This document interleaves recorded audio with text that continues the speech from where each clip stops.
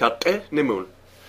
So this is the third lesson in affixes in the Na'vi language, and we're going to discuss how an affix regarding tense versus aspect works.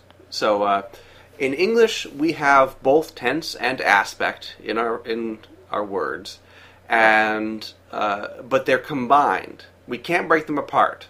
You can, I suppose, but you can't do you can't. You generally have to say one with the other, or one with the other being implied.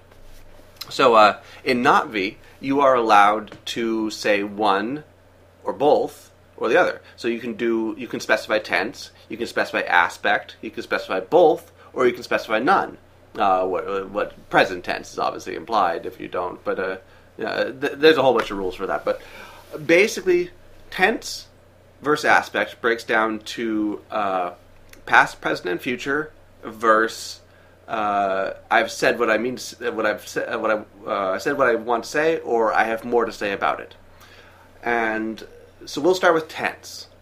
Tense is something you're probably familiar with from school, and it is regarding whether an action is happened or happening in the past, in the present, or in the future. So if you say, I will go to the store, that's future tense. I will, in the future, go to the store. If you say, I went to the store, that's past tense. I went to the store. If you say, I'm going to the store, that's present tense. I'm in the process of going to the store. Or if you say, I am at the store, that's present tense. So that's pretty simple. You should know how that works in English. You also have implied tenses. You say, like if you say, I visit my parents tomorrow. You have left out will. I will visit my parents tomorrow, but you've left it out. So you're saying, I visit my parents tomorrow. The future tense is implied. So it's kind of an informal future tense if you leave it out. And you can do a similar thing in Na'vi. You could leave out the tense and leave it implied by context or by other words. Like if you say, what's an example? But you get the idea. You can say imply tenses or have other words. Saying to the word tomorrow implies a future tense. So you can do that in Na'vi too. Now, aspect. This is what trips up a lot of people. They don't really understand how aspect works. And I didn't at first either. It's very hard to find English speakers who would have a innate knowledge of aspect because we don't really see it in English. You see it a lot in ancient Greek and I think Slavic and maybe a couple others. Maybe Latin I think might do it as well. But they're very uncommon for you to see aspect by itself. So when you see it in Na'vi, you can really confuse people. Now, what aspect implies is, it's basically a verbal aspect is how the speaker chooses to represent an action, whether they are.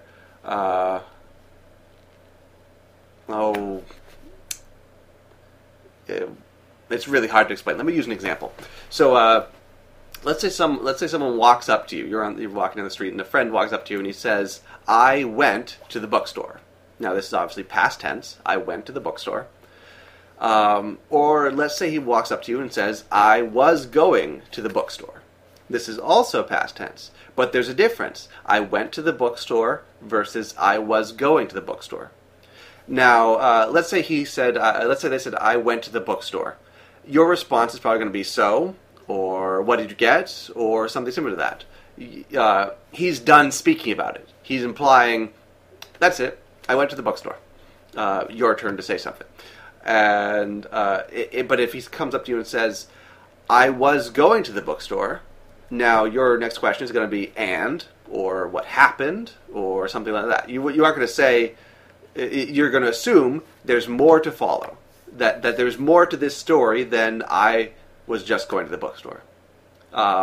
So both statements have the same factual information. I went to the bookstore, or was going to the bookstore. In the past, there was a bookstore involved, and I was going to it. And so the same information is presented, but it's presented in a different way. So the difference is called perfect or imperfect aspect. Now, the imperfect aspect implies that there's more to say. I was going to the bookstore is past imperfect. It's past tense imperfect aspect. Now, I went to the bookstore is past perfect. It's past tense perfect aspect. So in lì'fya has the same thing. We have perfect and imperfect aspect.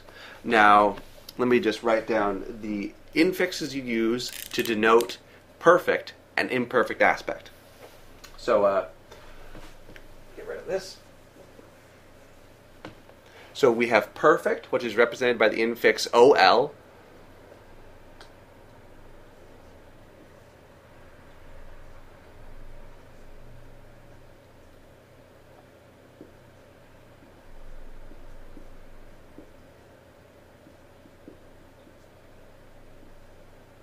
And the imperfect is represented by the infix er.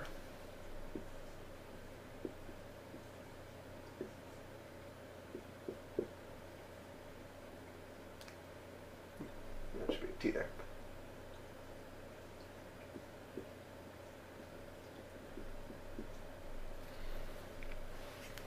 Oh, let's get rid of this IVE. That's confusing. So we have perfect and imperfect aspect. And that's all there is to it. So you're not saying you've completed you're kind of saying you've completed an action with the perfect, but you're also saying it with the imperfect. Both imply you've done something.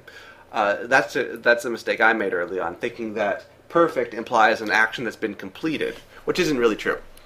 So this implies that you're done speaking it, you're done talking about it, or you're done doing it, or that sort of thing.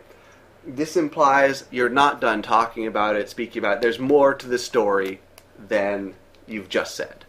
So that's the difference between tense and aspect.